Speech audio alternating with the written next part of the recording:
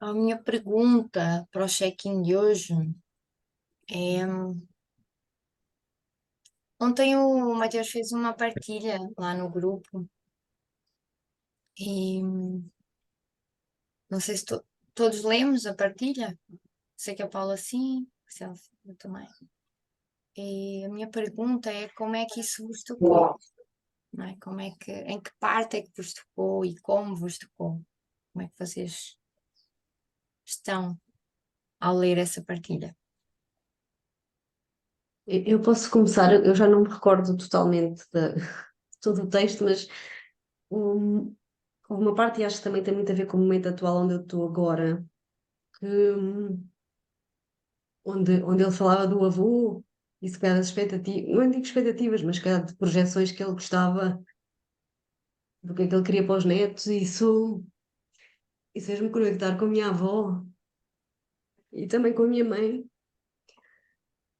E eu sei que eu tenho estado com muita tristeza que não está a ser expressa, então. Então, a minha criança sempre ficou com raiva, se calhar, dos meus pais quererem que eu tivesse uma vida diferente a deles.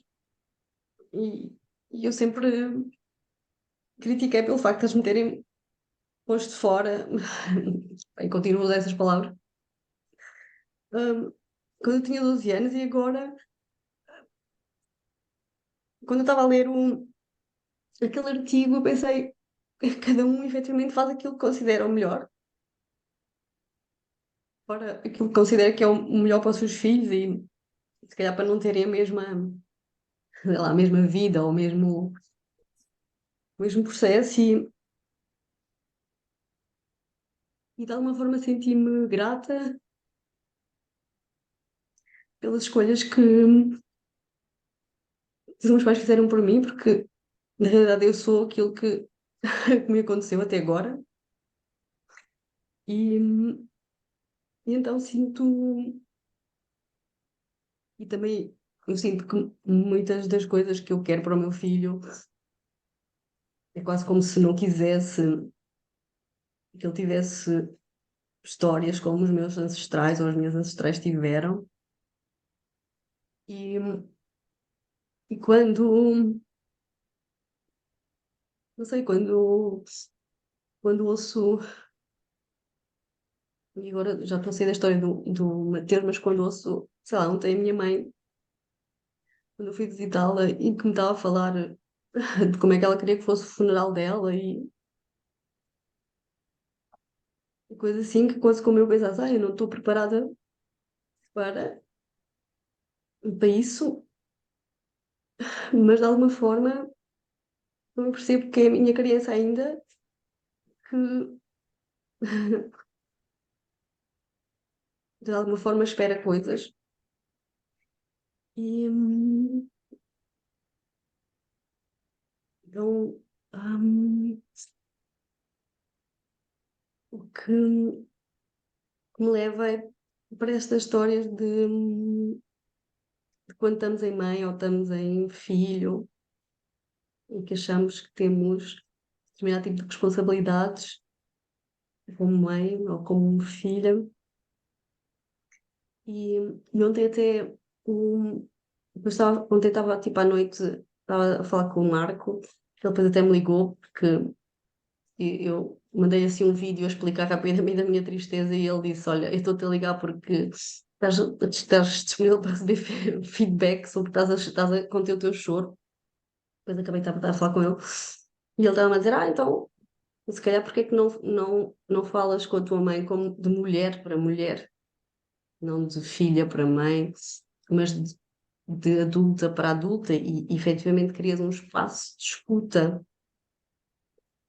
se ela quer falar da morte, é porque se calhar isso é importante para ela, mesmo que para ti ainda não seja, ou que tu sintas que ainda não estás preparada para isso. E, e então, não sei, eu acho que o que me está a vir é que às vezes, quando somos filhos, também criamos expectativas sobre os nossos pais do que é que eles deviam ter feito, o que é que não sei o quê. Pronto. E na realidade isso é porque somos crianças e todo o foco é muito em nós. Ou achamos que, tipo, o centro do universo somos nós. E cada um está também no seu próprio centro do universo, a resolver as suas cenas. E, eu acho que estes 3 meses, hum, porque hoje é dia 24 e a minha mãe foi para o hospital dia 24 de maio, efetivamente o que eu sinto é mesmo assim um grande processo de, não sei, se calhar de crescimento e da minha criança não querer estar só focada nas minhas necessidades, mas também perceber que eu neste momento já sou adulta e que eu posso, se eu quiser, posso cuidar dessa criança, eu própria, não preciso de ir à minha mãe, porque ela efetivamente não está disponível para isso. Mas também sinto que, e acho que isso é um padrão meu, que parece que eu é que quero ser mãe dela e também não é isso que tem que acontecer. Um, e, e é isso, acho que eu sou uma pessoa, ela é outra pessoa e eu como pessoa, não como filha, eu como pessoa posso efetivamente estar lá presente para ela e ouvi-la e ver o que é que ela precisa, não no lugar de criança. Ah, obrigada. Obrigada, Paulo. Obrigado.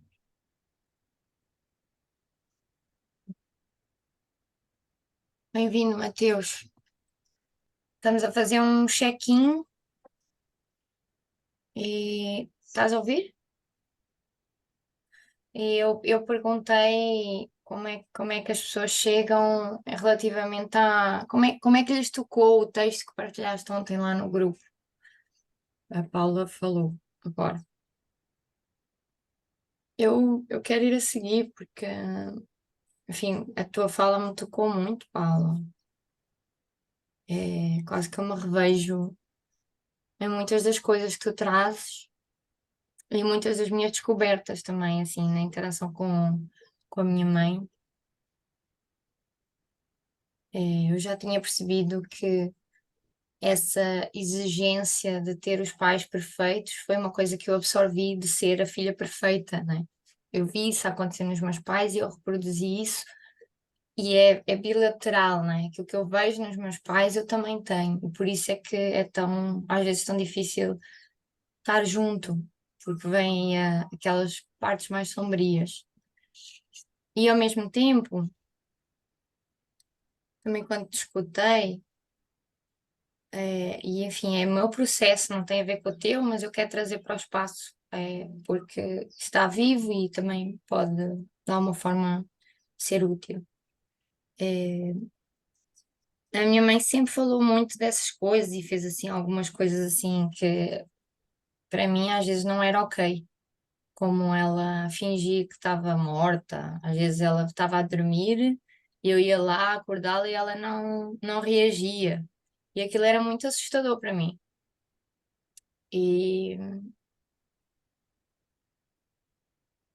e fazer essas falas de um pouco às vezes assim, pode ser que seja real, pode ser que seja uma coisa importante para ela, mas também muitas vezes eu sentia que havia uma necessidade de ser vista, e como ela não conseguia expressar isso de uma forma, ela trazia assim nesse lugar de eu vou morrer, né? Para sentir que as outras, para ela sentir que as outras pessoas gostam muito dela e que ela é importante para as outras pessoas, né? E ela fazia essas falas assim um pouco, às vezes, enfim, desconectadas do real propósito que essas falas queriam ter, né, no espaço.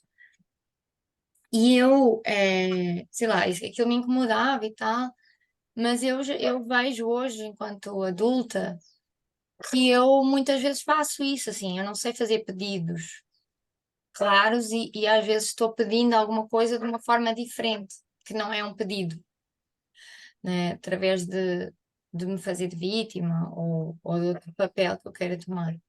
E isso me fez ver assim, olha, isto é porque eu não sei fazer melhor, eu não sei fazer diferente.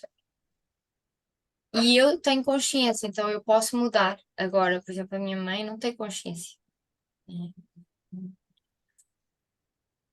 Então eu comecei a olhar para a minha mãe assim, de um lugar de começar a entender melhor as necessidades dela. Mas assim, as coisas que eu realmente posso fazer, eu posso fazer. As que eu não posso, né? E eu olho para a minha mãe muitas vezes desse lugar de criança dela a pedir alguma coisa que não foi, que ela não teve. Por exemplo, quando eu vim para o Brasil, eu sinto que a minha mãe se sentiu abandonada. Mas eu sou filha dela, então eu não abandonei a minha mãe, né? O sentimento de abandono é em relação aos pais, né?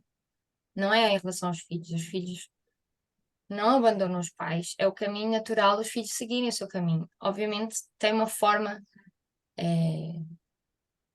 a forma de o fazer pode parecer que é um abandono, mas não é, de facto, né? Então, eu estou a trazer isso porque ontem ainda conversámos um pouco, eu e o Mateus também sobre o texto, e chegou-me assim uma distinção, porque o Mateus perguntou-me assim: mas como é que te conectas com essa visão para o teu filho? Uma coisa assim, acho que foi a pergunta que fez. Eu disse: olha, eu tenho uma visão para mim enquanto mãe, né? Neste momento, a minha maior visão é sobre mim enquanto mãe, não sobre o João Salvador enquanto filho, porque senão vira uma expectativa. E eu tenho um compromisso. Eu acho que o meu compromisso em relação ao João Salvador é que ele não sofra abusos, né, de qualquer espécie, violência verbal, emocional, física. Então, assim, se ele estiver em algum lugar e eu entenda que ele está sofrendo um abuso, eu não vou permitir que isso aconteça. Esse é o meu compromisso com ele.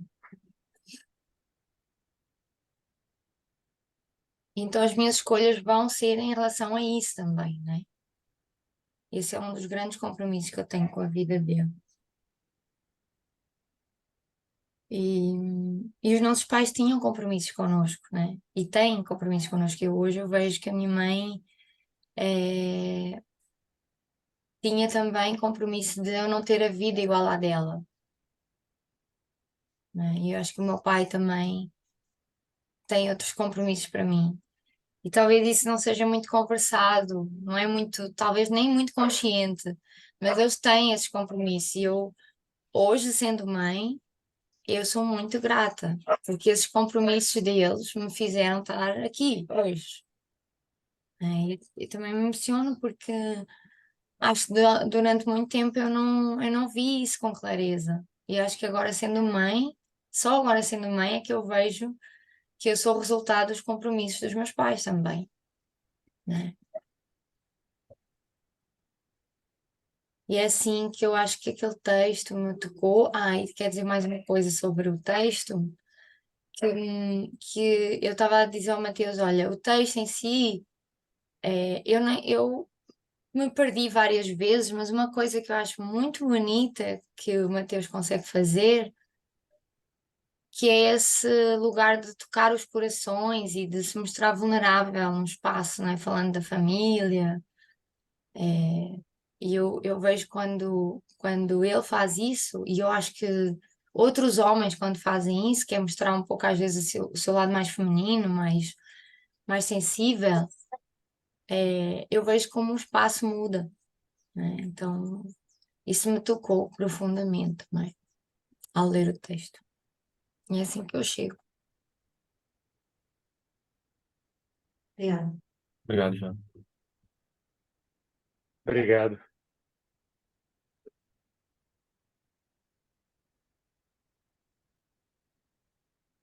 Eu senti.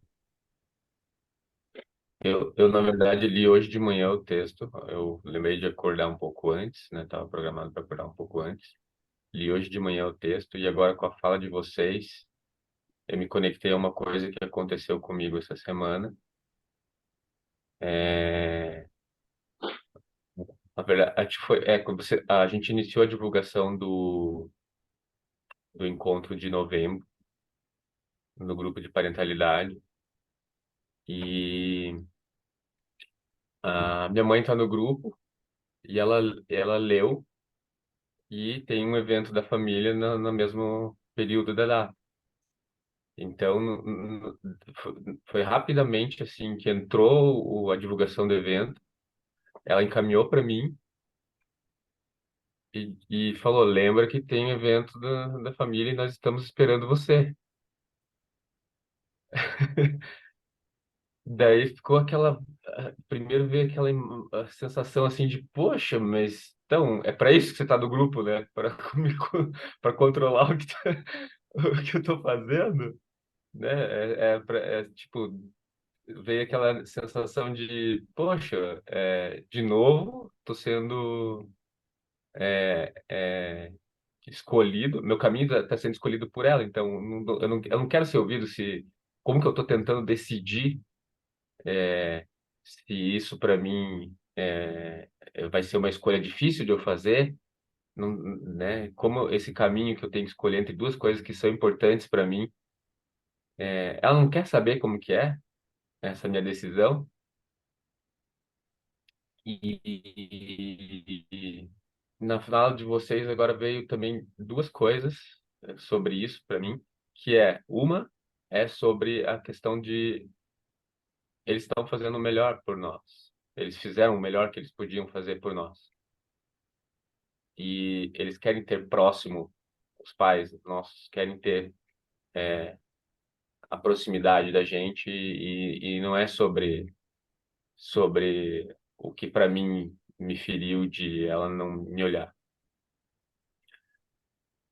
E inclusive eu consegui falar para ela reconhecer isso, mais ou menos isso assim, quando eu respondi ela assim, que eu sentia tristeza de ter que decidir isso, né, de ter que tomar essa decisão sobre duas coisas que são muito importantes para mim e que eu amava muito eles e que eu tinha certeza de que não que eu tinha certeza e que eu amava muito a nossa família e queria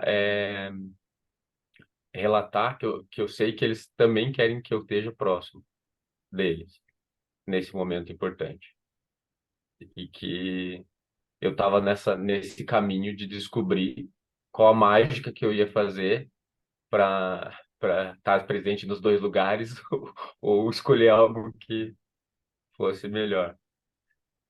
E aí ela respondeu: ok, tenho certeza que você vai saber o que fazer. Então eu senti uma autoridade nessa resposta, mesmo ela sentiu uma autoridade de eu tenho certeza que você vai escolher a família, uma coisa assim. E isso me levou para um lugar de como eu escolher as coisas, além da dualidade do, do estar,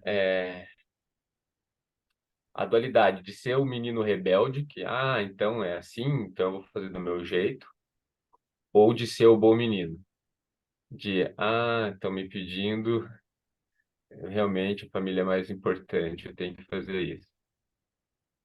E aí, como escolher além dessas duas coisas? Eu fiquei muito, assim, nesse lugar, assim, de tô numa balança entre dois extremos que são comportamentos normais, que são em função do nosso legado, né, digamos assim, que também me lembra isso do texto, assim, que o texto tem o quanto a gente está repetindo os padrões anteriores, né, que a gente recebe. Então, nesse caso, eu vejo assim, o quanto esses padrões anteriores eu vou repetir em função de ser rebelde e negar o padrão anterior, ou em função de ser o bom menino e aceitar o padrão anterior. E o que que tem além disso? Então, eu estou nesse lugar. De o que que tem para decidir além dessa dualidade.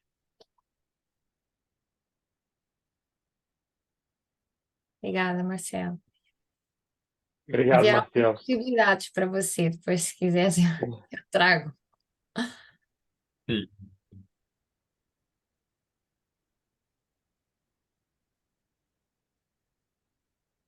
Eu, eu tô chegando.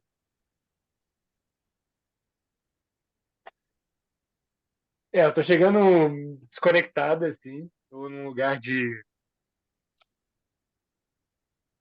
assim, lembrei que vou fazer meu centramento depois do check-in.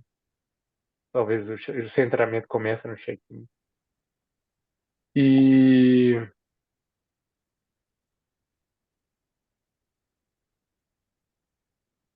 o que eu ouvindo vocês e o lugar que eu estava, eu senti muita alegria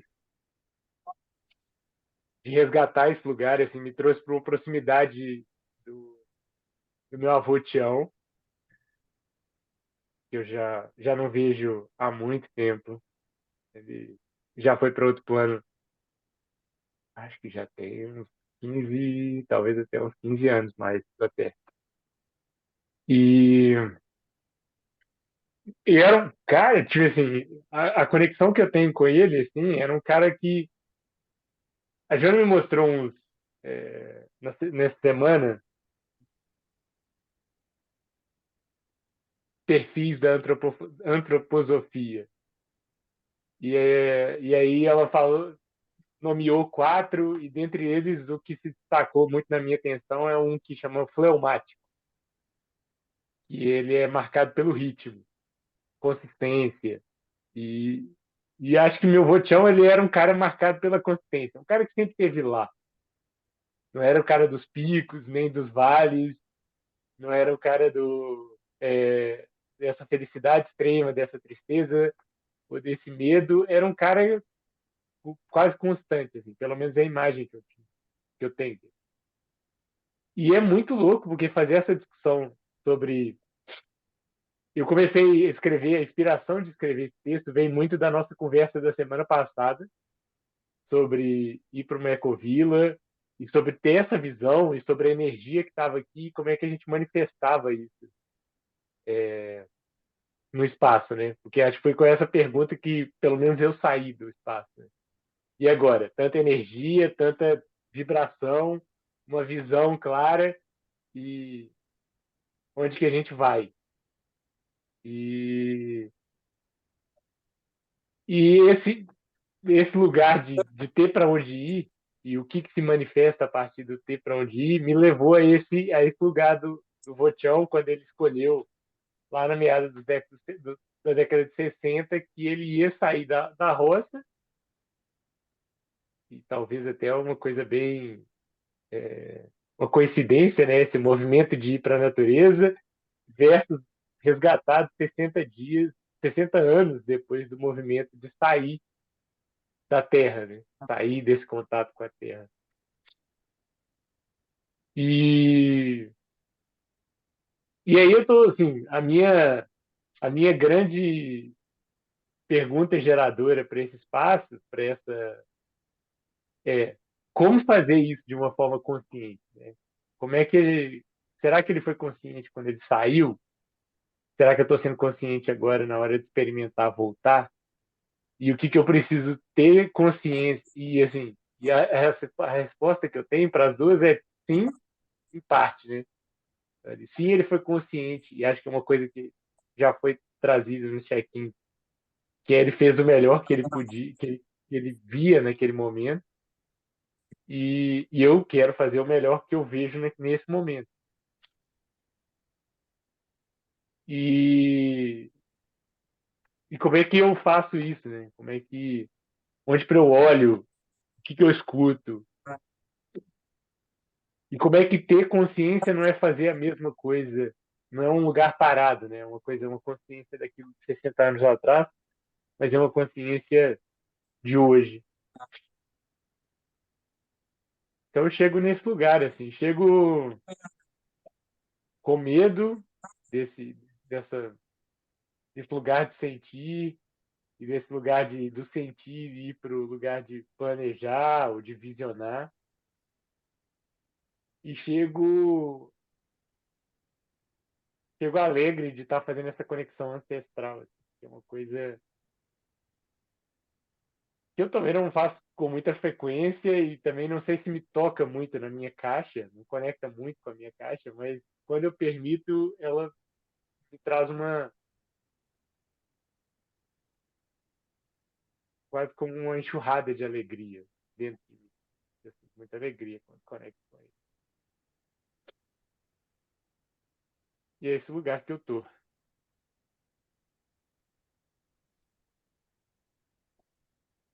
Obrigada. Obrigado, Matheus. Me veio aqui um pensamento, assim, vou partilhar um pouco o meu monkey mind. Tive vários pensamentos, estava a te ouvir, Matheus, e estava assim, caraca, a gente está aqui, mas a gente está a falar sobre nós, não está a falar nem sequer dos nossos filhos, nem sobre nós pais, nós estamos a falar de nós enquanto filhos. E aí, isso era a minha mente julgadora, né? Aquela coisa do, não queres nem saber do teu filho, só estás aqui por ti. E logo de seguida me veio um outro pensamento que libertou o anterior, que é, nossa, mas assim, o melhor presente que eu posso dar ao meu filho hoje é olhar para mim, porque se eu olhar para mim e me curar do que eu tenho para curar, eu não vou repetir um padrão. E se eu não repetir um padrão, eu vou ser mais autêntica, eu não vou só fazer essa inconsciência de repetir o que outros fizeram. Então, assim, me veio esses dois pensamentos e me veio essa consciência, não é? De que às vezes a gente realmente não está a falar dos nossos filhos. E está tudo bem, porque, por exemplo, os nossos pais, com certeza, os nossos pais, os nossos avós não tinham um espaço como este, de, de poder refletir sobre o que é que tinha sido feito com eles enquanto filhos, de como é que eram os pais deles e de como é que eles poderiam agora, enquanto pais, decidir para a frente, não é? Então, eu celebro este espaço porque é um espaço que nós escolhemos estar e que pode realmente mudar alguma coisa para os nossos filhos, né? E esse espaço é sobre parentalidade em revolução e não sobre educação ou, enfim. E eu queria trazer isso porque apareceu-me aqui nos meus, nos meus pensamentos. Hum.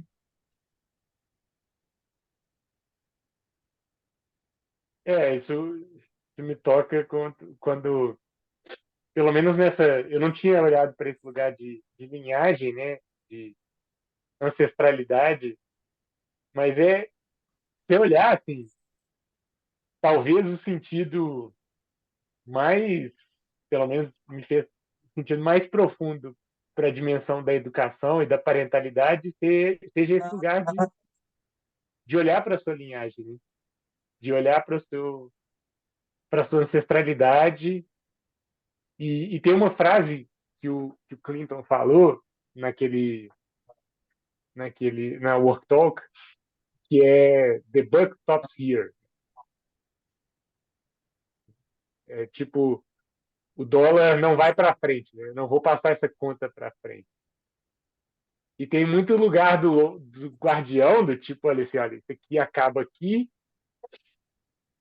E tem um lugar também que eu acho que talvez é igualmente, e isso vem muito do lugar da raiva, da linhagem arquetípica do Clinton, e vem um lugar, para mim agora, de um lugar de, olha, existem outras abordagens também. Né? O, o Buck pode continuar. E o que eu sinto alegria que vai deixar o Buck continuar, né? O dinheiro, essa conta continuar. Porque nem só de cortar faz sentido a vida, né? E acho que esse é um exercício é, revolucionário, né? Pelo menos eu sinto que é revolucionário. O que eu quero deixar aí e o que eu quero deixar ficar.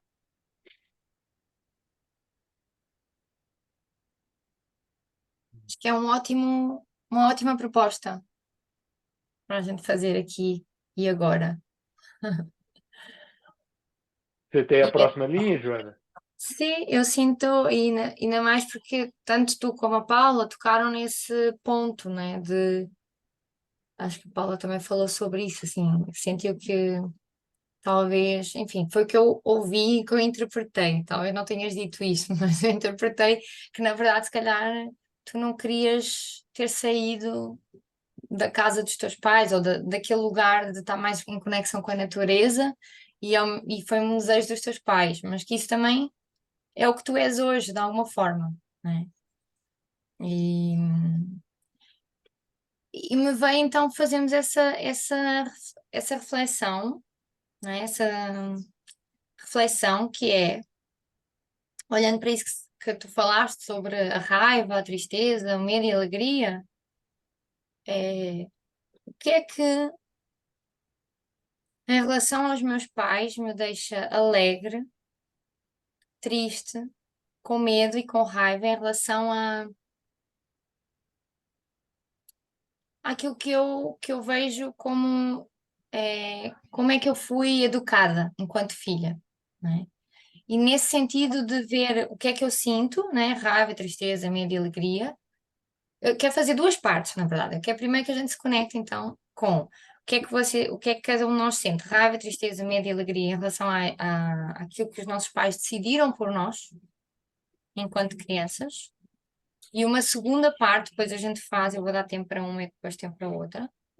Uma segunda parte ok, posto isso, o que é que eu decido continuar em termos de, sei lá, de valores, de princípio brilhante, ou do que eu vejo que funcionou muito bem para mim enquanto pessoa, e o que eu quero deixar ir, o que é que eu quero deixar morrer. Vocês topam? Tem algum upgrade à proposta?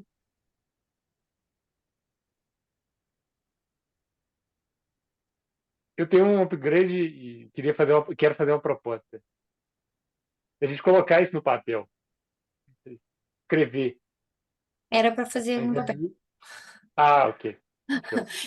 Eu não fui clara, mas vai ser para cada um escrever no papel. Assim, vou dar um tempo, vou dar uns 5 minutos para a gente escrever no papel cada um individualmente, e aí a gente volta e partilha um pouco as pérolas, e depois eu vou dar mais tempo para o segundo exercício. Tá, pode ser? Aliás, estão prontos? Paula? Espera, não, ainda não estou pronta, porque não tenho papel, vou ter que escrever aqui no computador. Tá bom. Então, Quando Eu tiverem sinto, pronto. eu sinto medo que 5 minutos seja um pouco, É. e se passar um pouco, eu vou pedir mais. Eu já tô. Tá, eu também senti esse medo. Eu vou marcar 5 minutos e vou perguntar, checar se vocês já estão prontos. E se não tiverem, eu vou dar mais 3 minutos, talvez. qual Eu é vou que é a Então sentir. você pode. pergunta? Hã? A pergunta, portanto, a pergunta é como é que eu me vou conectar, ou seja, o que é que eu sinto, os quatro É, sentimentos. isso. Eu sinto tristeza, alegria, medo e raiva, em relação a coisas que os meus pais decidiram por mim, né, enquanto eu era criança.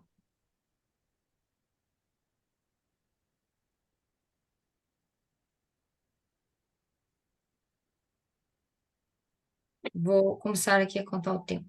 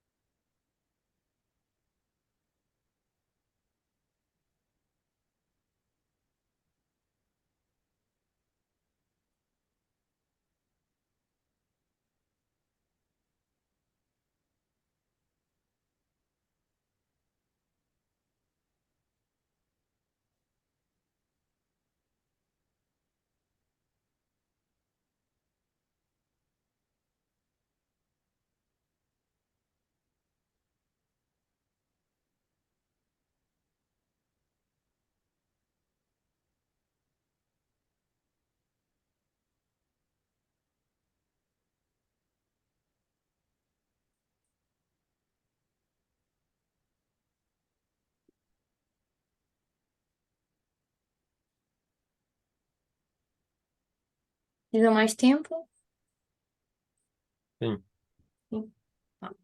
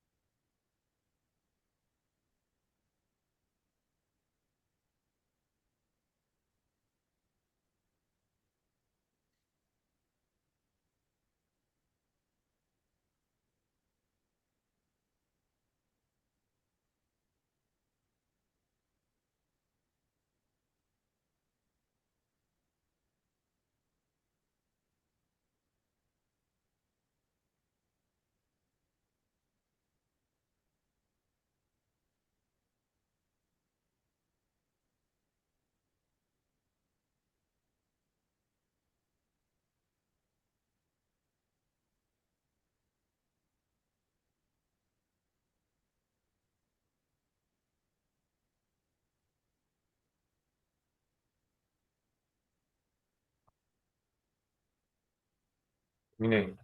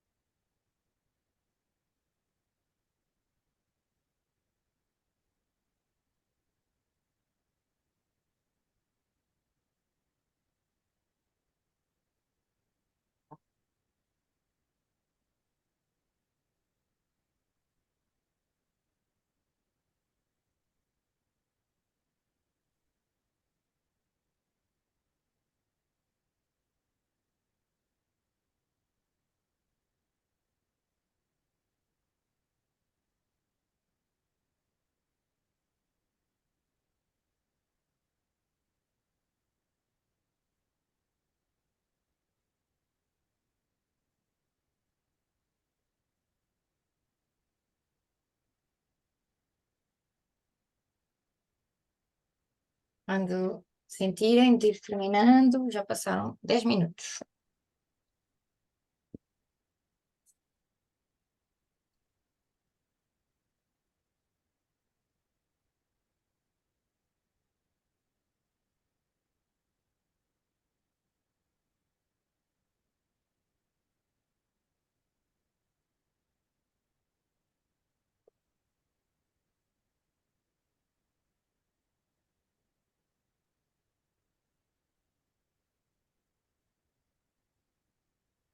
É assim, eu acho que podia ficar aqui a escrever porque eu só estou a escrever sobre uma história. Portanto, se eu ficasse a escrever sobre outras 1000 histórias, ficava aqui tipo dias e dias a escrever. Portanto, Sim. acho Mateus, estás aí? Eu pensei isso Mateus. também, Paulo. É, eu vou escrever a primeira coisa que vem. Eu estava tentando fazer assim, nossa, mas será que isso é mais importante? Eu falei, é a primeira que veio, então eu vou escrever. que. É. Senão eu vou ficar imaginando aqui. Querem partilhar um pouco, assim, as pérolas deste exercício?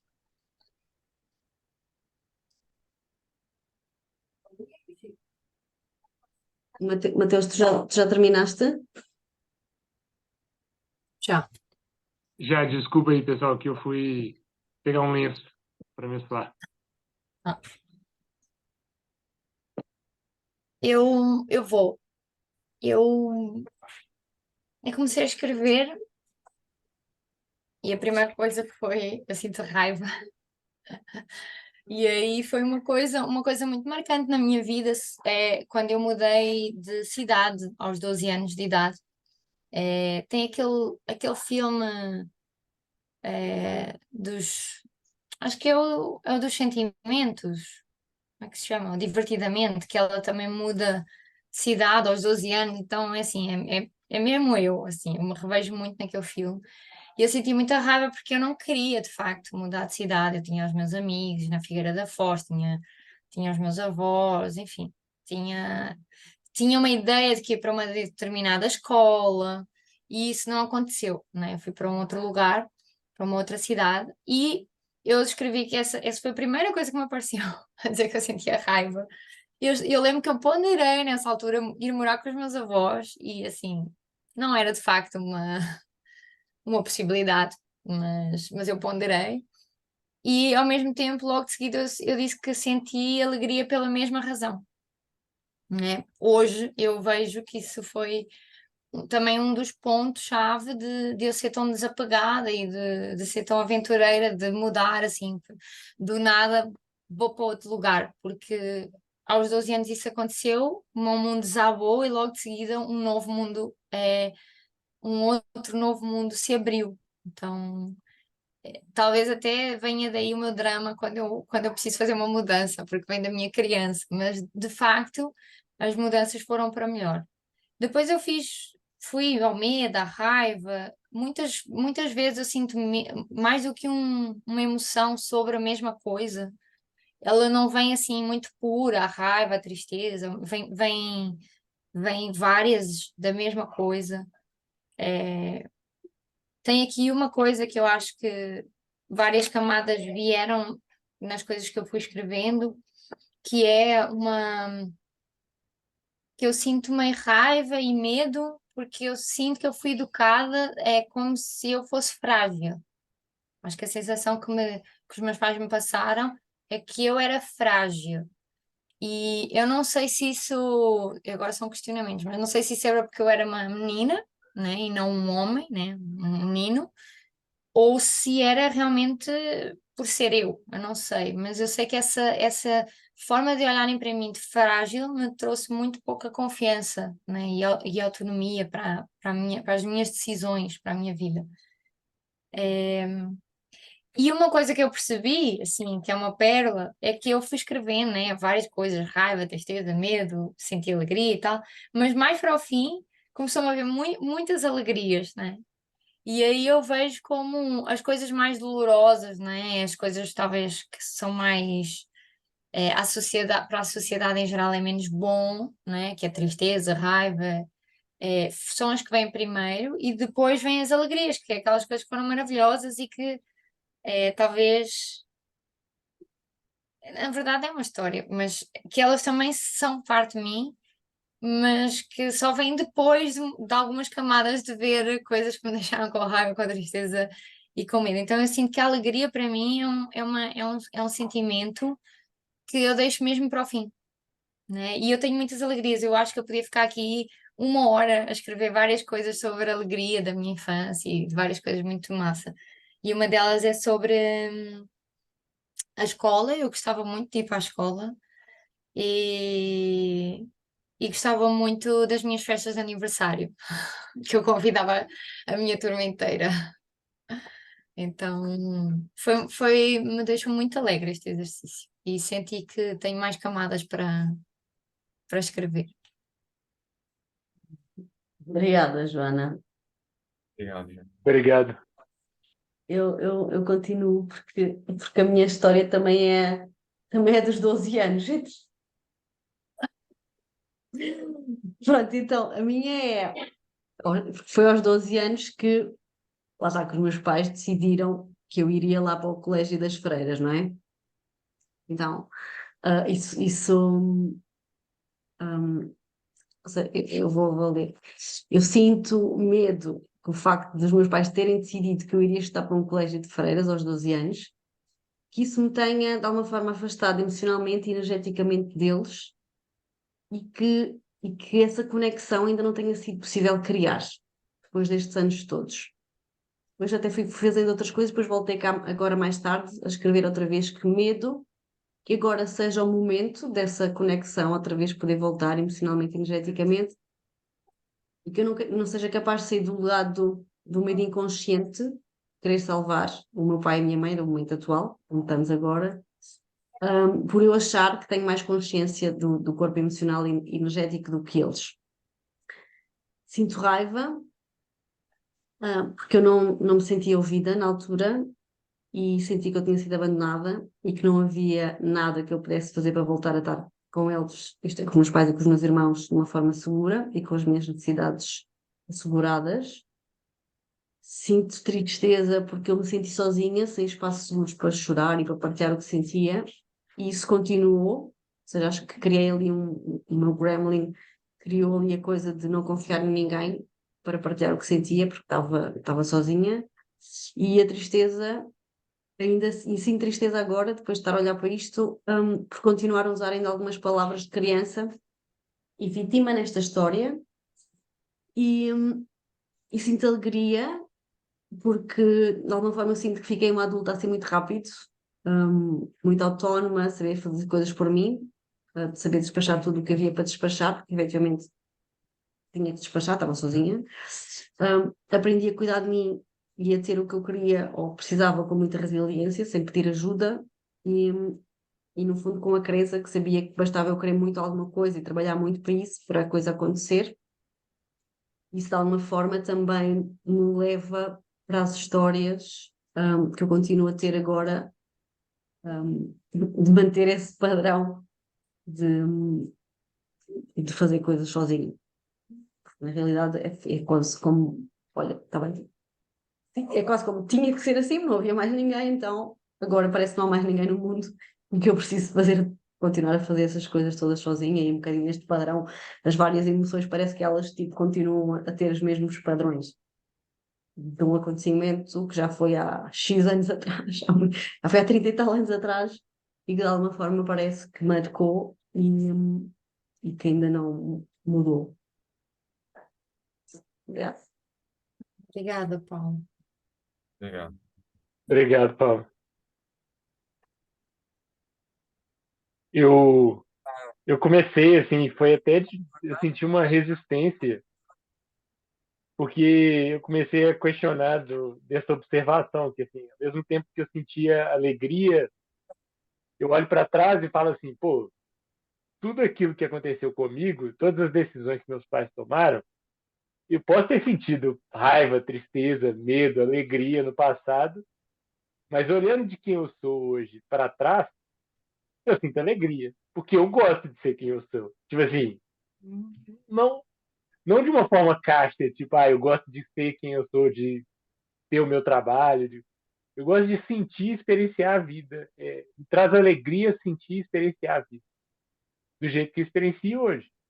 Obviamente, eu não quero experienciar isso pro resto da minha vida da mesma forma, mas eu sinto isso e é uma sensação assim de prazer. É difícil? Às vezes é desafiador, é, de alguma forma. E aí eu comecei a pensar assim, pô, esse exercício não faz sentido, porque eu vou fazer que eu sinta alegria de todas as coisas. Aí eu comecei a falar assim, então beleza, já que eu vou escrever alegria, eu vou escrever alegria e é segundo sentimento que vem. E aí eu comecei a reparar em dois padrões. Um é uma questão de linguagem muito sutil, que às vezes eu começava a escrever eu sinto e queria dizer eu senti. Ou seja, eu lá atrás senti raiva dos meus pais se separarem. E eu senti raiva quando eles decidiram vir para Belo Horizonte. Senti medo. Hoje eu sinto alegria.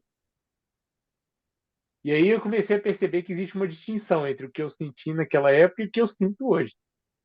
A mais clara delas é com a separação dos meus pais. Foi um momento na minha vida infantil, até os 17 anos, onde eu senti mais medo, tristeza, níveis de intensidade mais altos de medo, tristeza e raiva. E hoje eu olho para trás e falo assim, pô, acho que não teve uma coisa, usando uma linguagem da cultura moderna, né? Não teve uma coisa melhor que aconteceu na minha vida. Tipo assim, naquele momento.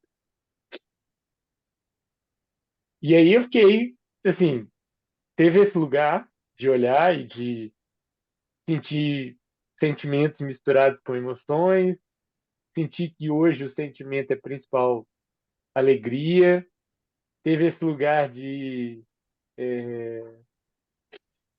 criar histórias sobre, assim, acho, eu comecei a pensar assim, que eu posso criar uma história sobre qualquer coisa. Em vários momentos da minha vida eu senti quase todas as emoções. E eu falei assim, eu vou sentir aquela que foi mais marcante. E, e foi muito massa, porque uma coisa que me deixou muito, que reafirmou uma coisa, um mapa, é que os meus pais não tinham controle sobre o que ia acontecer naquele momento. Talvez eles até pensavam que poderiam comigo, ou qual a resposta que eu ia criar. Por exemplo, olhando, escutando a Paula ficou muito forte isso, porque é mais fácil ver no outro. E assim, os pais não tinham controle sobre qual mulher você seria ao te mandar para um colégio de freira.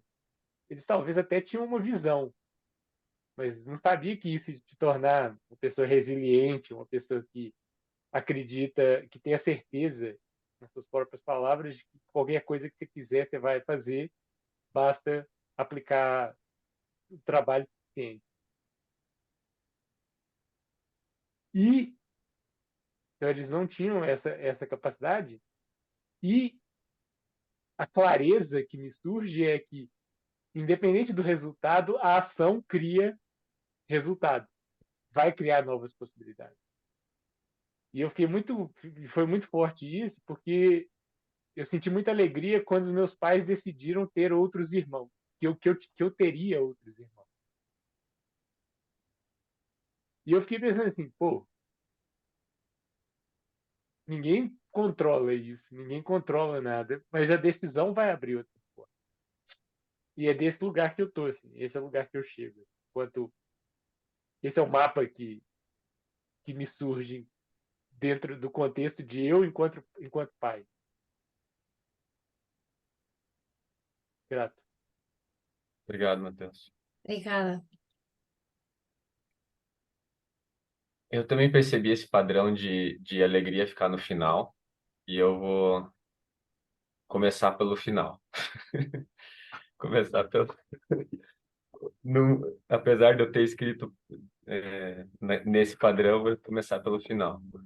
Eu senti muita alegria de ter tido descoberto essa responsabilidade, ter tido uma autonomia, assim, de, de poder ser devido até à ausência paterna que eu tive, né, de ter a possibilidade de decidir, ser um poder decisivo dentro de casa. Eu tenho que ter responsabilidade sobre a casa. Isso me deu hoje toda essa busca que eu faço de ser responsável e de ir atrás e conectado àquilo que a Ana Paula falou também, poxa, eu acredito que eu consigo fazer as coisas quando eu vou atrás. Então, eu tenho esse poder dentro de mim. Foi me dado esse poder de eu poder ir lá e fazer aquilo que eu quero, onde eu quero chegar, né? Então, isso para mim foi uma das alegrias maiores que eu tenho.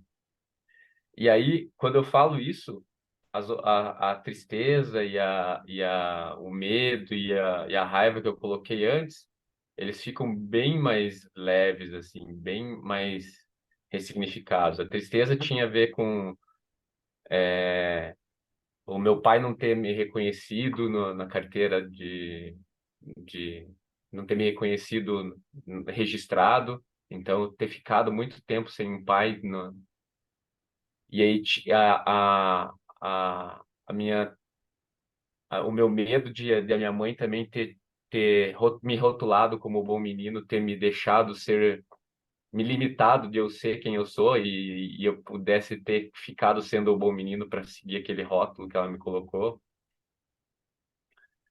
E, e também a raiva de quando eu tinha 15 anos, aquela ausência paterna que estava lá foi preenchida com o nome de uma pessoa que chegou muito depois e não era meu pai. E aí aquilo ficou assim, no momento eu não tive a decisão, não tive espaço para decidir sobre aquilo, assim. E para mim foi muito transformador depois, o quanto aquela pessoa representou na minha vida e quanto ela faz por mim, né? Fez por mim de estar presente, de reconhecer ali uma coisa que meu pai não fez, apesar de ele não ser meu pai biológico, né? E eu me conectei muito a um livro que eu terminei de ler ontem, antes, antes de dormir, ou hoje, porque eu varei a madrugada lendo, terminando de ler, não sei por quê. E é O Menino do Pijama Listrado, é um clássico. Eu não sei se vocês já leram. E se Mas vocês eu estão. Peraí. Não, é só. Eu não li o livro, mas a Joana, a gente estava tendo uma discussão sobre indicações de filmes sobre parentalidade na viagem, e eu falei sobre esse filme. Eu já vi o filme. E eu não senti a conexão do que era sobre parentalidade desse filme, assim, até chegar no último capítulo ontem. E eu não sei se vocês querem spoiler ou vocês têm algum problema com isso, mas eu quero compartilhar, assim, a tristeza que eu tô. É,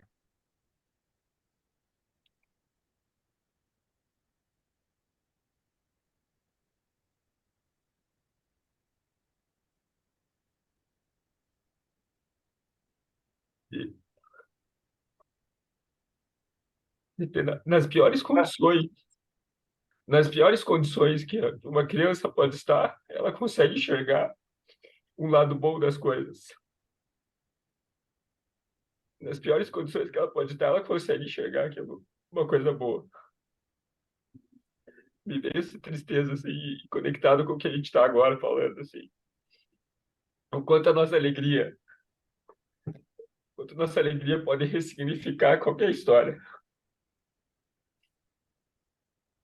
O poder é esse enorme que a gente tem de alegria, de ela reconectar qualquer história que a gente possa ter tido, transformadoras.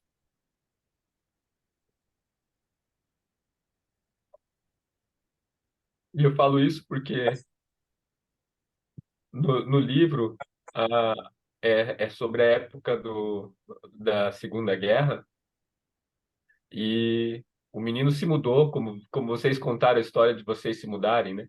Ele se mudou de Berlim para uma outra casa, para um outro lugar, e esse outro lugar era na fronteira com a Polônia e estava rolando uma batalha, e ele mostrava o mundo dele, o livro descrevia o mundo dele inocente, né? Ele tinha 8 anos na época, o mundo dele era inocente, ele não estava reconhecendo que aquilo era uma guerra.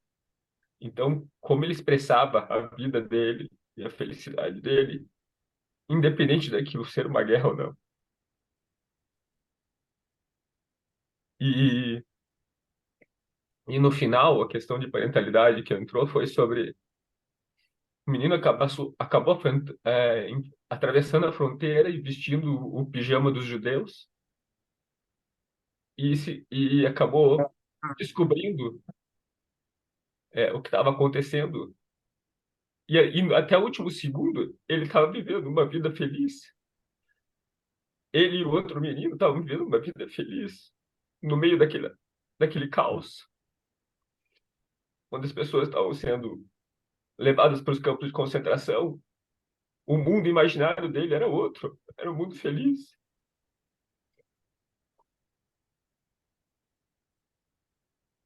E aí, o final, não ficou muito claro para mim, mas de alguma forma, o pai, que era um general, era um comandante da época, ele percebeu que o filho dele tinha feito isso, né? No último capítulo foi o menino desapareceu e o pai percebeu e conseguiu seguir as pistas e descobriu o que tinha acontecido e meio que caiu num momento assim de perceber aquilo. Ele caiu num momento de perceber aquela parentalidade e para ele parece que perdeu o sentido a guerra quando ele descobriu aquilo que aconteceu.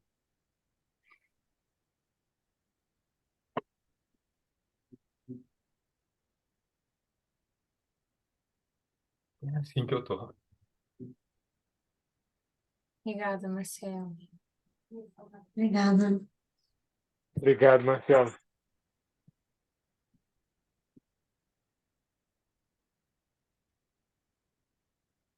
Eu só fiquei na dúvida, o filho dele morreu?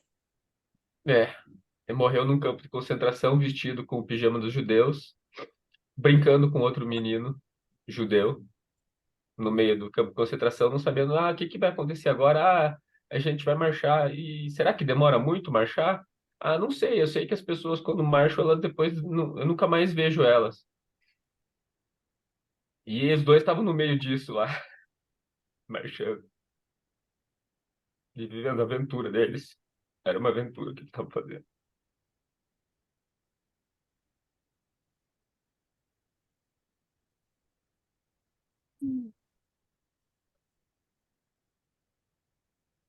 Vieram algumas coisas, assim, com a tua partilha, Marcelo. Uma é, me veio essa consciência, né, de que como nós ainda estamos muito, e eu falo de mim também, mas eu ouvi nas tuas palavras e acho que, não sei se todos, mas sinto que ainda é uma presença forte de nós catalogarmos alguma coisa como boa ou má, não é? Assim, como, por exemplo, alegria é bom, tristeza, raiva e medo é mau, então temos que ressignificar. Eu senti isso né, na minha percepção de que coisas alegres foi ok, se eu senti raiva, medo e tristeza não foi ok, né? E ao mesmo tempo é só um mapa, porque né, assim, hoje, enquanto adulta e com novos mapas, eu sei que o que eu senti raiva, tristeza e medo foi muito poderoso para a minha vida hoje, né? Que foi também um pouco o que a gente trouxe aqui. Então, vem uma pergunta: se eu não tiver bom nem mau, será que eu vou viver a minha vida igual a esses meninos, né? Que podem estar no meio do caos, no meio de coisas muito é, hediondas, né? Não sei se a palavra tem essa palavra assim, monstruoso, né? De coisas que parecem muito cruéis, mas que eles, né? Que eu posso estar a viver ainda assim uma vida de sem bom nem mau. É o que é e eu estou a aproveitar o melhor daquele momento. E aí me vem assim, como eu não quero ser uma adulta ingênua, né? Enquanto não quero ser uma adulta criança, mas eu quero ter um mapa que me leve a aproveitar ao máximo tudo o que eu posso viver a cada momento, porque realmente há coisas que eu não posso controlar. E então me veio assim uma coisa assim, uma alegria por esses dois meninos que se calhar estavam destinados à morte e ainda assim aproveitaram ao máximo a vida deles no meio de um caos. Veio-me essa história. E ao mesmo tempo me veio, mas eu sou adulta e quanto mais consciência eu tiver sobre as minhas ações, que é o que o pai teve no final, né? Pelo que eu percebi do livro, o pai percebeu que o sentido da guerra era zero, porque na verdade o filho dele morreu por conta da guerra, né? talvez quanto mais eu tiver consciência das minhas ações, isso me pode trazer não coisas boas ou más, mas sim construir a vida que eu realmente quero, né? Talvez esse pai não queria que o filho morresse na guerra, mas foi uma consequência de alguns. Também ele teve responsabilidade sobre essa guerra, não é? Isso foi uma consequência da responsabilidade dele ou da irresponsabilidade dele. Então me veio isso assim, que não tem outra forma mesmo de criar a vida que eu quero se eu não vir claramente o que é que está a acontecer. E aí me veio assim uma coisa sobre que acho que nós relatámos todos isso, assim, de uma forma, houve um momento na nossa vida que a vida parece que foi muito cruel para nós. Mas também foi esse momento que talvez a gente começou a virar uma chavinha mais, não tanto para a criança, mas para a adulta, não é? Que é, sei lá, talvez para mim foi aos 12 anos com a mudança de cidade, eu tive que criar novas estratégias para viver, conforme uma mudança brusca. A Paula, né, para o Colégio de Freiras, o Marcial falou de 15 anos, disseste 15 anos, alguma coisa, agora me varreu o que é que foi. E o Mateus falou Foi um sobre a pai. separação. O quê? Foi Apareceu meu patrão. um pai. Ah, sim. E o Mateus falou sobre a separação dos pais, né? Também, não sei se foi 18, 17, enfim, por aí. Não.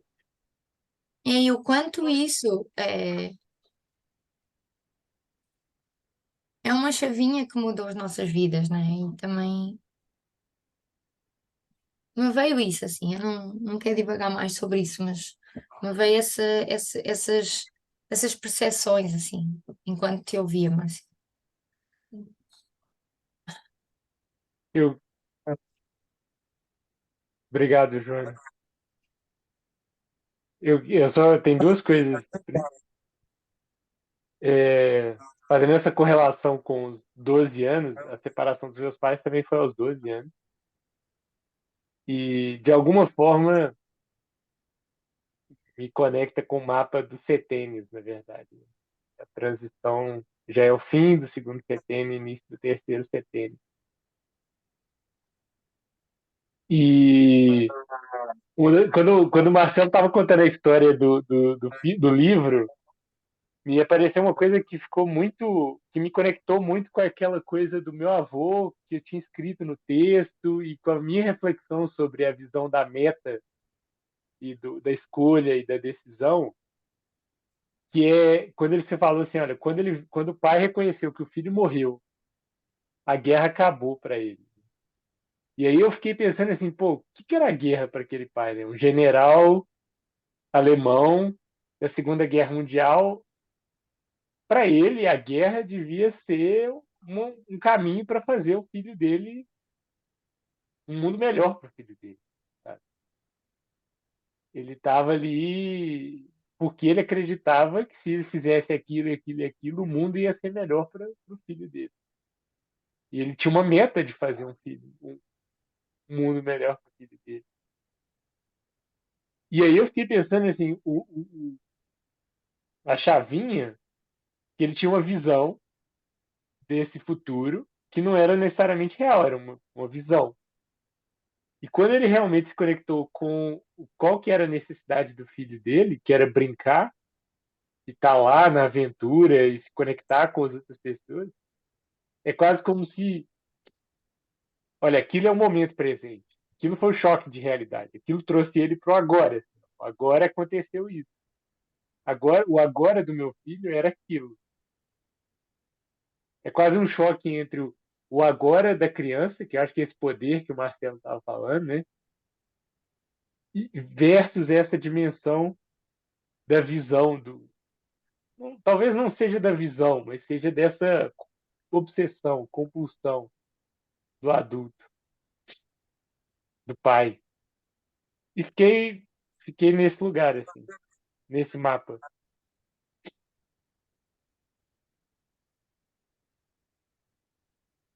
Obrigada. Obrigado. Eu queria propor a nossa segunda parte do exercício, mas quero checar se alguém quer trazer alguma coisa agora, antes disso. Nós vamos terminar a que horas? 9, 9, 10, 11, 12, 13, 13 aí. Mais 15 minutos.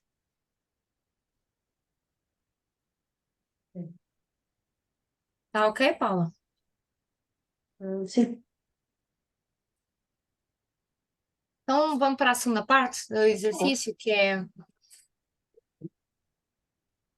assim, no meio disso tudo que a gente se conectou, nós hoje somos pais e somos adultos, né? Temos novos mapas. Então, qual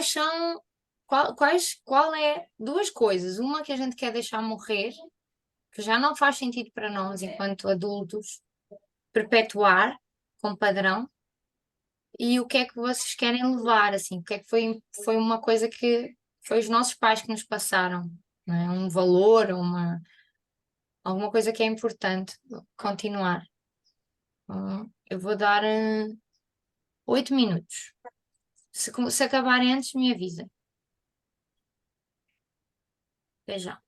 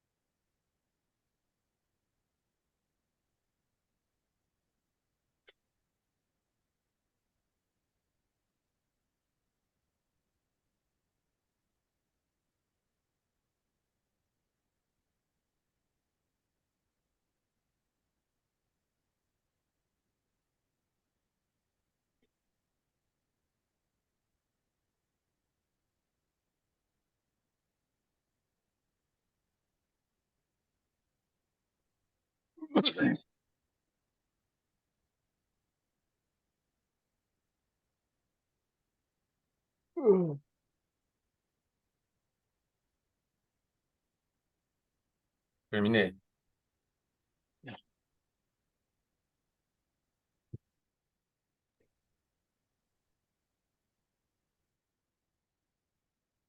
Eu também. Mateus também? Acho que só Sim. falta então.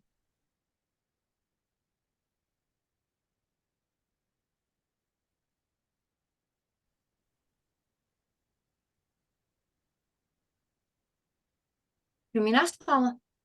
E depois eu posso continuar, não é por causa de Ok. uma questão de tempo, não é? Sim. Alguém quer trazer alguma coisa? Sim. Que é importante partilhar? Eu quero trazer, eu fiz dividi uma folha em duas partes. E aí, de um lado eu escrevi deixar morrer, e no outro lado eu escrevi inicialmente continuar. E aí depois vi que estava meio escrito, eu escrevi rápido, assim, então estava meio garranchado, assim. E aí pareceu cultivar.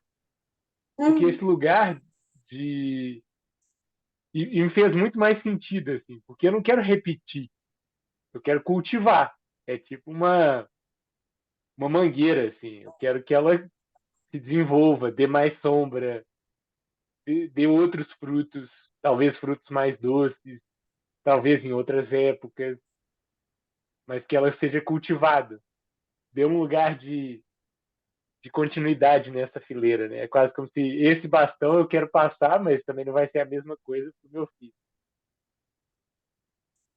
E aí uma das coisas que me surgiu, assim, também um pouco nessa discussão antroposófica que eu tive com a Joana durante a semana, eu fui reconhecer, assim, meu pai e minha mãe, elas têm uma mistura muito peculiar, assim, e polar, eu acho, entre uma perspectiva mais tipo, de iniciativa e uma perspectiva de ritmo e de materialização.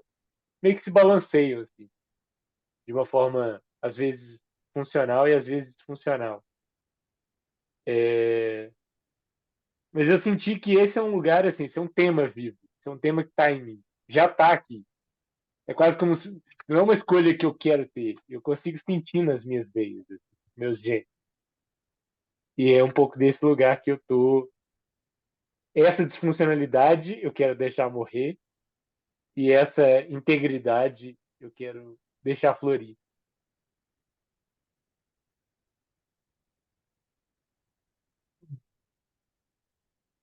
Obrigado. Obrigada.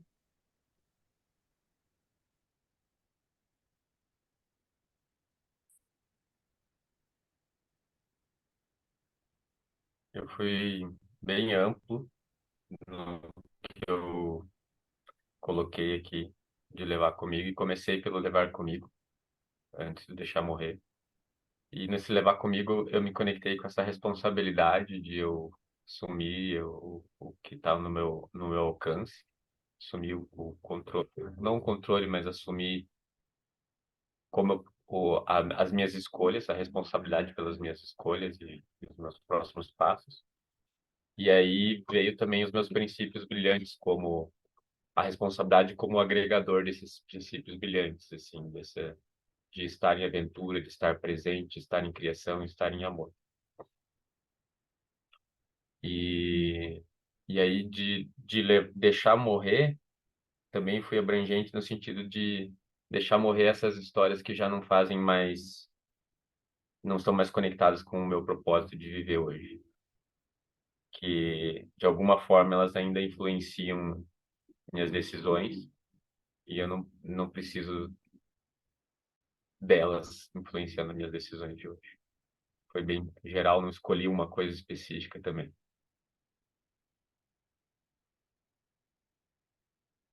É isso. Obrigada, Marcelo. Obrigada. Obrigado, Hum, Marcelo. o que, o que eu escrevi de, que eu quero deixar morrer foi o julgamento dos outros, as expectativas do que é que deve ser ou não deve ser um pai ou uma mãe, do que é que devem dizer, fazer, sentir. E na realidade acreditar mesmo que cada pessoa está no seu processo de evolução e assumir mesmo essa escolha. Tipo, ou seja, quero deixar morrer essa parte mais de criança e assumir essa escolha que eu fiz, de escolha dos meus pais, portanto, eu acredito que fui eu que escolhi, para eu ter a minha própria experiência aqui e fazer essa aceitação de que tudo o que aconteceu, para quem é para eu ser quem sou agora e que serve-me para o meu processo de evolução. Depois também o que eu escrevi de querer levar para continuar, muito essa ligação à terra, à natureza, ao criar, ao plantar comida, para me nutrir, a partilha do que a Mãe Terra nos dá pela família, e quando eu digo família é mesmo pela família, por todos, por quem necessita dessa coisa que vem da terra. E, sim, ainda há pouco, tipo, o meu pai passou aqui e disse: queres levar ovos? Que eu agora até nem preciso de ovos, mas é aquela coisa natural, tipo, olha, ok, leva o que está cá. E depois também coloquei, de alguma forma, isso acho que já vem também da minha avó e dos meus ancestrais, não de uma forma ligada, se calhar, a esta questão da religião, mas muito da ligação a algo mais invisível, que se pode chamar Deus, ou algo que eu acho que sirva mais agora, essa conexão um pouco tipo, como segue pela Terra, uma conexão mais ao divino, e, e também acho que eu vejo muito também aqui no meu pai e na minha mãe, é muito esse amor e cuidado pelos outros. Assim, sem expectativa, sem nada, não é tipo porque eu estou a dar para receber, vem assim de genuíno. Obrigada. Obrigada, Paulo. Lindo. Obrigado, Paulo. Eu, eu vi agora que me agarrei um pouco ao que eu tinha escrito antes, assim. Acho que não me abri tanto para outras coisas, mas acho que foi muito literal no meu exercício. Então acho que posso ir a outras camadas, mas me veio assim muito coisas que eu quero realmente deixar ir embora. É eu, enquanto mãe, achar que o meu filho é frágil e tratá-lo como incapaz. Então, de alguma forma, eu não quero fazer isso, não é? Quero vê-lo de uma forma mais, né? Saber que né? Ele vai ser capaz de fazer o que ele quiser fazer. É, uma coisa também que eu quero é não privá-lo de estar com a família, mesmo tão distante. Então, assim, é, por conta das minhas histórias em relação à família, e também achar que o meu filho não tem quereres ou que não faz parte das decisões de mudança da família, não é? Então, de algum momento, assim, que a gente fizer realmente mudanças mais. Isso já aconteceu, né? Com 6 meses a gente veio para o Rio de Janeiro e eu acho que eu não tive nenhuma conversa com ele sobre isso. Isso é talvez seja uma fichinha que me caiu agora, sim. E o que é que eu quero continuar? É esse lugar de atenção e amor com ele, viver aventuras, que eu acho que também aprendi muito com os meus pais, dar-lhe mais autonomia e, e passar essa consciência de que, embora ele pode, o que ele quiser fazer, mesmo que eu não concorde, eu vou estar lá para apoiá-lo, não é? Assim, aquilo que ele conte comigo para o que ele precisar de viver. E que essa convivência com a família, com o resto da família, com o resto, com a ancestralidade dele, possa ser de forma harmónica e transparente também, que não haja meio omissões sobre a família dele. Que eu tive isso assim. Eu não tive contacto, né, com a família da minha mãe, e isso sinto que também trouxe uma espécie de um fosso na minha vida. Eu quero que ele tenha contacto com os dois lados, né? O máximo que der e que seja possível. É isso.